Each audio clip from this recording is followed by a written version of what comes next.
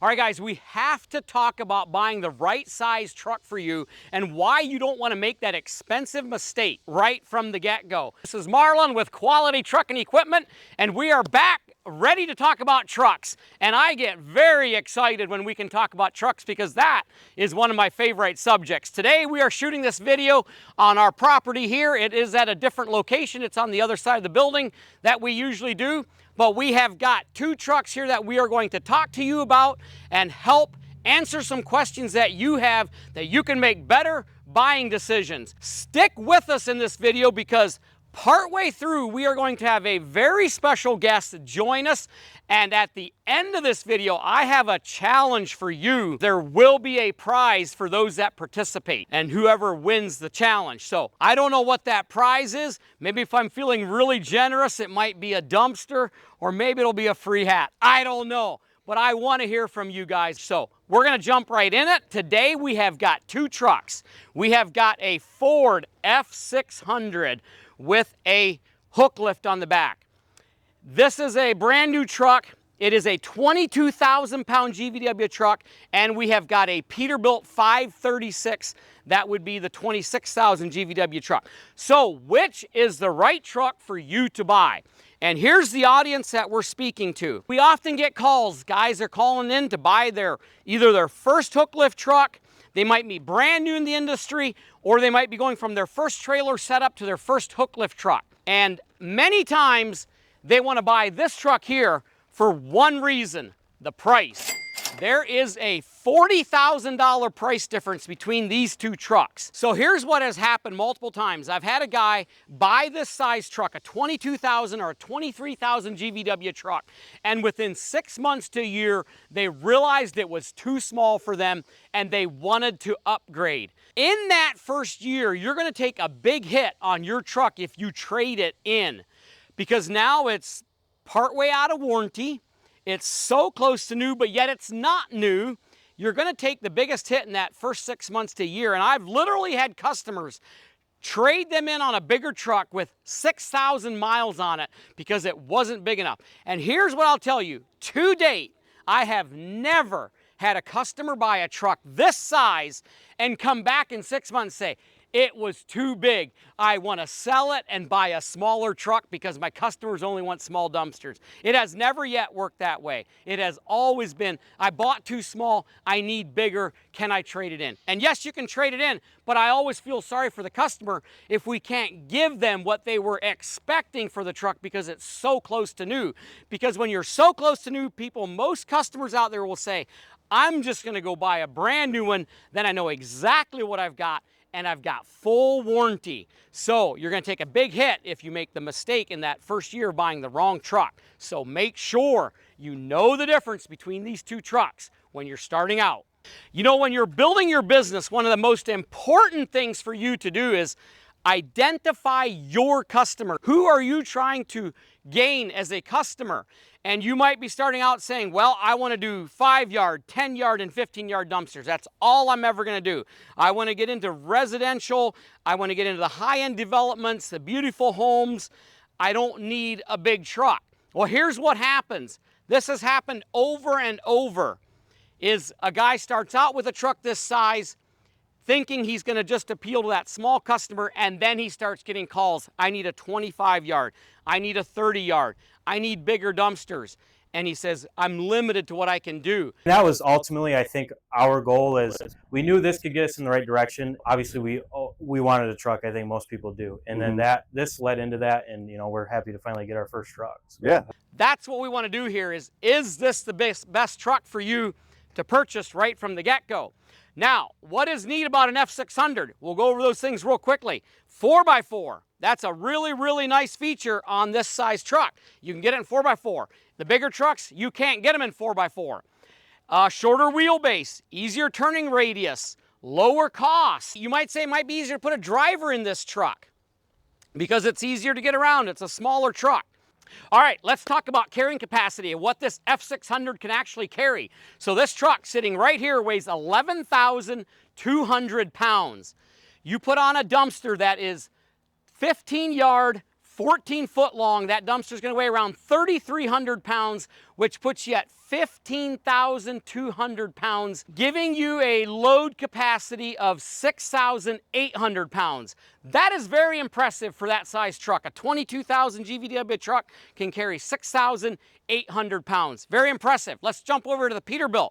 What can that truck carry? You're going to probably surprise you at the capacity of what that truck can carry versus this one.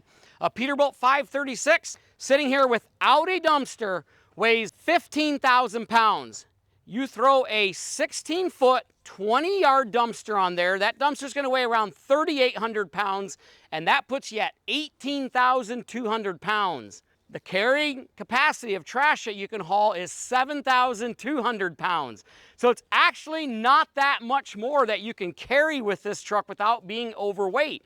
So there isn't a big difference in trash, but there is a huge difference between the two trucks, and that is what we want to cover in this video so that you can make the right decision when you're buying these expensive trucks. They're a lot of money, and $40,000 is a big deal. I don't care who you are, what you are, there's a lot you can do with $40,000. So is it worth spending that much more money to get this bigger truck? Well, we're going to go over a number of things that I think will help you make the decision.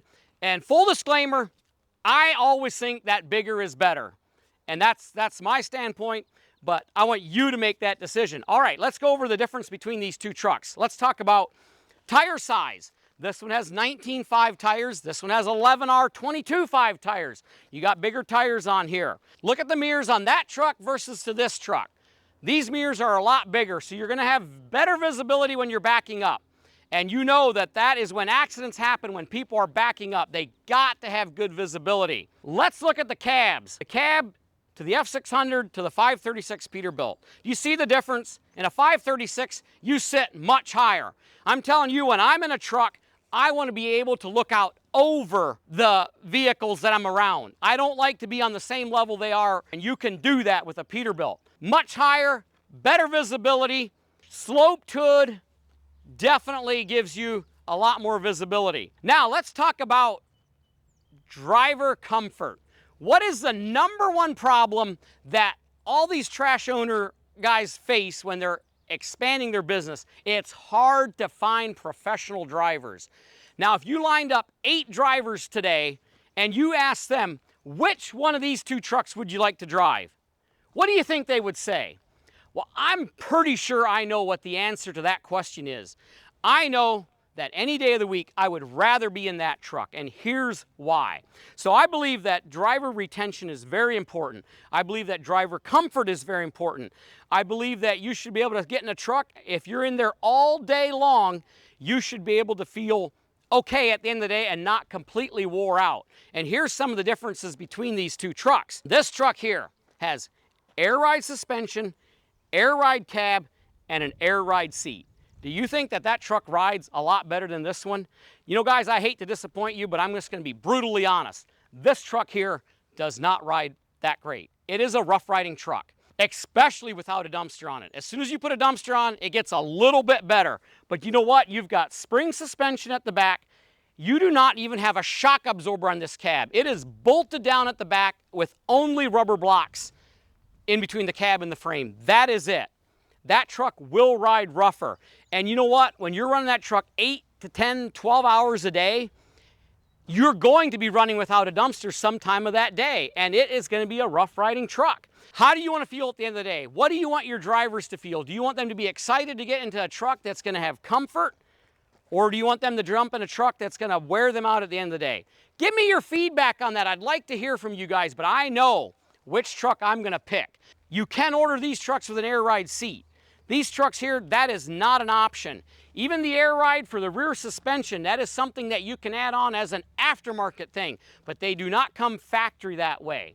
Okay, let's talk about the brakes between these two trucks. So this truck here has got disc brakes, hydraulic disc brakes, front and back. This truck here has air brakes with drums in the front and back. Now, brakes are very important on these trucks because you got to be able to stop well, especially when you're loaded. Which would you rather have? Hydraulic brakes or air brakes? Well, I can tell you I love air brakes for a couple different reasons. I love how they feel when I'm driving. I love the control I have over my truck because of the stopping distance. But most of all, I love for it when I'm working on the truck. I am a mechanic by trade. I've worked on trucks for most of my life. That's all I've done. And I used to have a truck repair shop, and we did a lot of brake work. Just thinking about brake work makes my back ache. So hydraulic brakes, they're good. There's nothing wrong with them. But when you have a heavy load on, you're going to be using your brakes a lot. And when you use your brakes, what happens? You build heat. What does heat do to rotors? It warps them. You warp your front rotors, then what happens? Your steering wheel shakes. And I'm telling you, that is the most frustrating thing as a driver, to know that every time you hit your brake pedal, the steering wheel is going to shake. You're not going to have that on a truck like this. I've had very few times in my years of a truck mechanic had a steering wheel shake on air brakes. It's happened a few times, and it was almost always because of defective drums. They were built wrong right from the factory. They were a cheap drum. They warped. So think about that. You're going to build heat, and heat causes things to warp, and when things warp, they don't work correctly. Now, both of these trucks have an exhaust brake.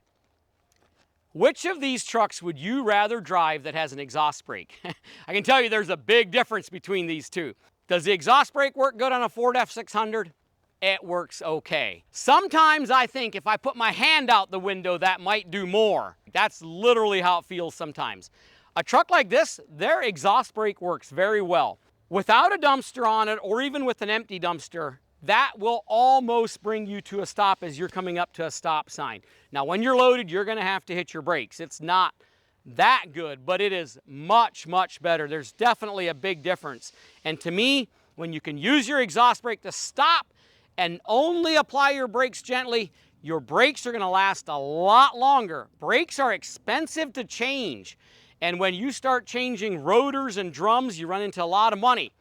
The other thing with the F600 is you've got calipers in the front and the back. If you're in an area where there's lots of salt, if you're in an area where there's winter, snow, those calipers, the slides get rusty. If they don't slide back and forth properly, they won't work correctly. The pistons on the caliper won't go in and out correctly. You got one pad that'll wear out and the other pad's like brand new. The rotors warp, the rotors rust. It's just a lot of stuff that can go wrong with that setup. Here, if you maintain these brakes, if you grease the S-cam and the slack adjuster when you do your maintenance and you keep them adjusted with the exhaust brake, those brakes will last a long time. So, better brakes on that truck, in my opinion. Give me your feedback. All right, guys, one of the questions that we get asked so often from our customers is, how many miles can I expect to get out of this truck or this truck before I have to do an engine replacement or a transmission replacement? How many miles? What is that magic number? That is sometimes hard to answer because it all comes back to maintenance and how well you take care of your truck. But there is certain numbers that we always tell our customers, and today we have living proof of what that number is because we have our very special guest. And no, it's not anybody famous. It's just a truck. But it is a 2013 Freightliner M2 26,000 GVW truck, and we just took it in on trade. This truck has not had any engine work, and the transmission is still original per the customer that we bought this truck from. Guess the mileage. 494,000 miles. You might as well say 500,000 miles this truck has. And we are going to show you. We're going to jump in. We're going to show you. Look at the truck. Look at the condition it's in. Look at the wheels. Look at the cab, the fuel tank. This truck is a very good looking truck. The only thing we did to it was clean it up. That's all we did. We didn't put new rubber on it. You know, we did a little buff and wax to the cab. That is a 500,000 mile truck right there, and we're gonna show you. Jump in. All right, we're gonna start this truck and show you. It's gonna fire right up, I guarantee you. There you go. Listen to how well that truck runs.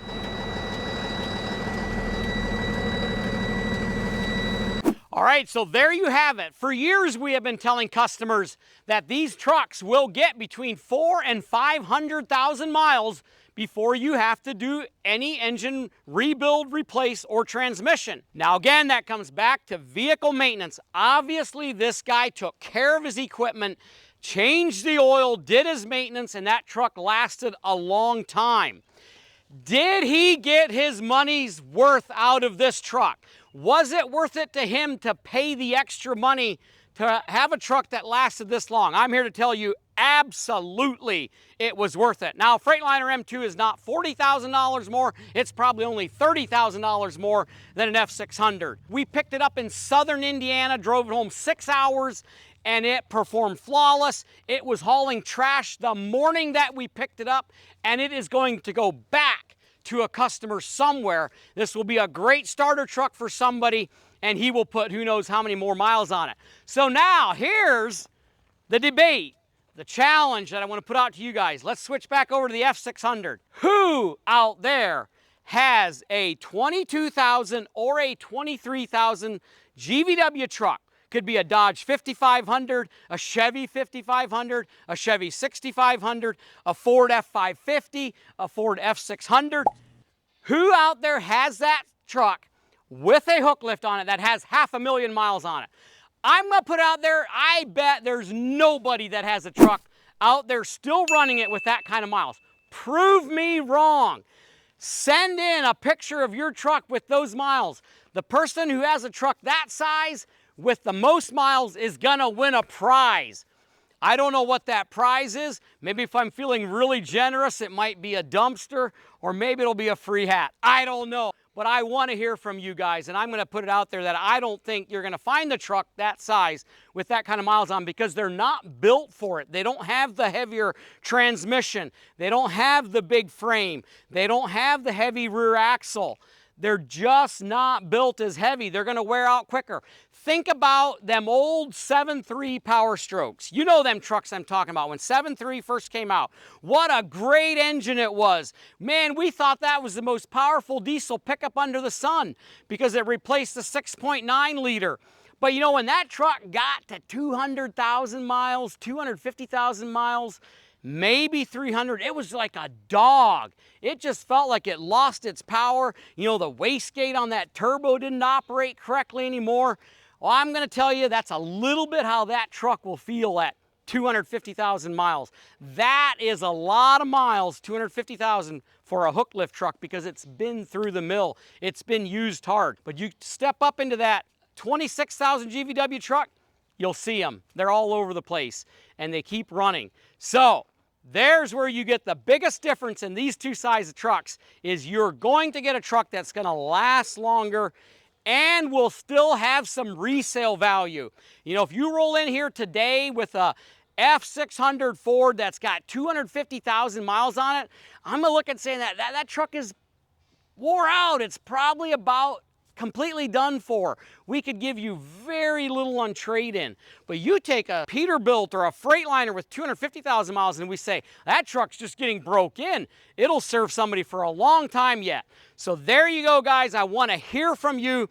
I want to see what miles you've got on your 23,000 GVW truck, and whoever gets the most miles will send them something. So there you go, guys. I'd like to hear from you. Hopefully that helps you make a wise decision to buy the right truck, because I don't want you to lose money when you go to trade that truck in or you realize you bought the wrong truck. All right, guys, we appreciate you so much. Thank you for staying with us and watching this video. If you'd like more information, check out the links in the description below. Give us a call at 989-802-0907, and we would love to talk to you about trucks and answer any questions that you have. We're here for you. We're here for you, the customer. We want to help you. If you like this content, please click the subscribe button. We'll be putting out more stuff weekly. And remember, all that we do here is build hook lift trucks.